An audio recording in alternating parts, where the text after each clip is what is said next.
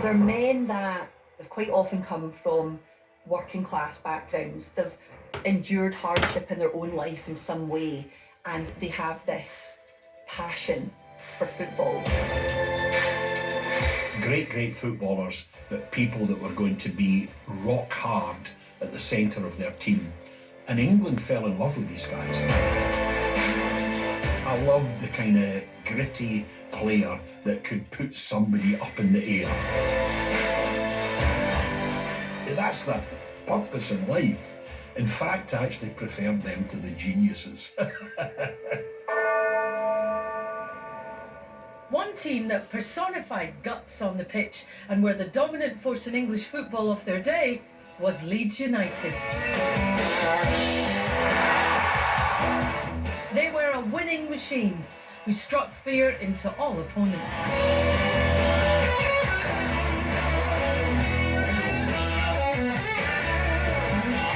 Leeds United, in their heyday in the early to mid-70s, were a team managed by the most pragmatic of Englishmen, Don Reevy. But the backbone of that team was Scottish, with a little bit of Irish spice thrown in by John Giles. That's the only team I can name offhand. No Sprague, Madeley, Reaney, Big Jack, Norman Hunter, Lorimer Gray. The midfield players, Johnny Giles, Billy Bremner. Out front, Jones and Clark. Great team, hard team.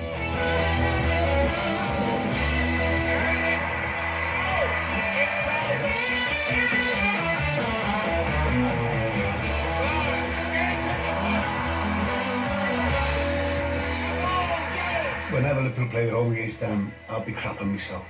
They were a really strong side, and I enjoyed the games when we played each other. They were brilliant games. I would have definitely had that poster on my bedroom wall. My favourite player would have been Eddie Gray, born in Glasgow. He's one of those mercurial players, I think. It's fair to say. Probably wasn't the most consistent player in the world, but in terms of sheer raw talent, he is as good as any footballer ever.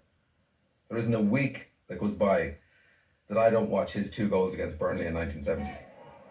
One is just an unbelievable chip that defies gravity. And a good one. It's there! Incredible goal! What an incredibly judged goal by Eddie Gray! And another one is a mazy dribble. Eddie Gray. Oh, good footwork by Gray. Still going. Oh, lovely goal. What a masterly goal by Eddie. 2 of the best goals ever scored by anybody in the history of football. People talk about George Best and Messi and all these nobodies. Eddie Gray, loved him. I'm a Leeds fan. I have been since I became aware of football, really, so around 1972. There has always been a domestic league in Ireland, and it's good. But the reality is, the English league was the biggest league in the world at the time. You know, so every Irish person adopted an English club and stuck with them for life. Crucially, Johnny Giles played for them, and he was Ireland's most influential player, possibly ever. Johnny Giles had been one of Busby's babes at Manchester United before joining their Yorkshire rivals. However, the skill and flair of the Leeds team soon became overshadowed by their all-out aggressive play on the pitch, an approach to the game that was fully embraced by Johnny Giles.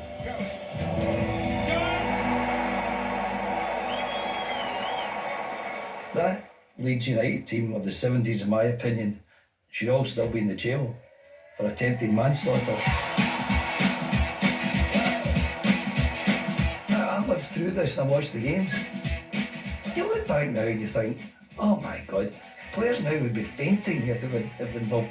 And not only that, the condition of the pitches on which they were playing. There was mud everywhere, and Leeds United had the audacity to play it all white.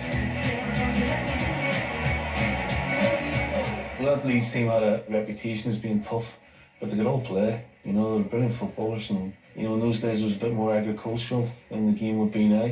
But again, like, you know, they give and take. You know, there's plenty of times, you know, teams will try and be physical with them.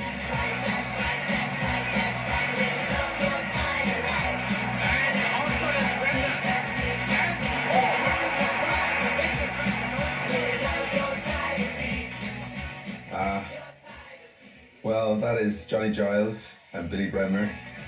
Billy Bremner's cardigan is outrageous. It's like something you pick up in an Icelandic souvenir shop or something. They were just incredible players. They would have had a reputation for being midfield linchpin of this dirty Leeds side that people used to refer to. But there was so much more to those two players. Johnny Giles, how can I put this without getting sued? He was a very hard player, and his indulgence in winning the football were not always by the laws of the game. You have to be very careful when you play against Johnny, not to dangle a leg too far out, because you would have had it. But a wonderful, great brain, wonderful footballer. Billy Bremner, he certainly had a combustible personality and was someone that was likely to be annoying referees from the get-go, and someone that was willing to and often did have fights in the middle of the park with fellow professionals. Billy was fantastic on the ball, and again, this real strong personality. He was small, but he's massive on the pitch. Tough as teak.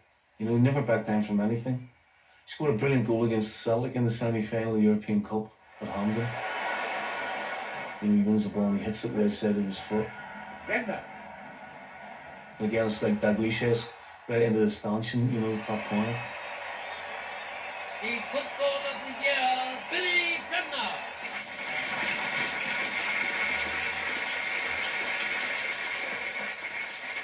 As you know, I was a bit of a bad boy, on the park. I could get into more trouble than George Brown without really trying. Billy Bremner, born in Stirling, joined Leeds as a teenager and would captain the side for more than a decade. This gritty superstar, however, liked the quiet, if not the most healthy life, away from the pitch. Bremner was an engaging, lovely way man, but became a lunatic on the park at times. He could have an argument in an empty house.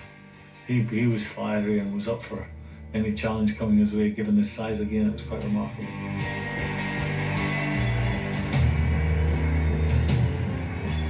There's a very, very, very famous image of him coming up against the late great Dave Tiger Mackay, the Tottenham Hotspur and Derby County player, and Mackay's grabbing him by his jersey as if kind of like, you little squirt, don't try it on with me. But you just think there was a collision of Scottish mentalness right in the middle of an English football game. I remember that Dave grabbed me. He wasn't exactly telling me he was taking me out to the pictures that night, but I was sort of saying to him, well, hit me, because I knew if he hits me, he's off the park, and I kept saying hit me, and it just seemed, I can remember the veins sticking out in Dave's neck as he was walking away, he couldn't do a very lot about it. Famously, Bremner's commitment to the physical side of the game was seen on national television in 1974, when the Charity Shield game at Wembley was broadcast live for the first time.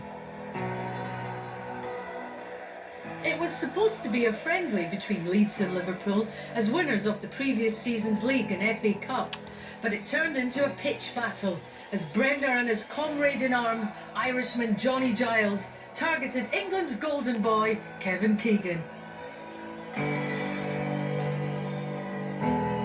The day at the Wembley, the Charity Shield, I was there, and obviously I remember him.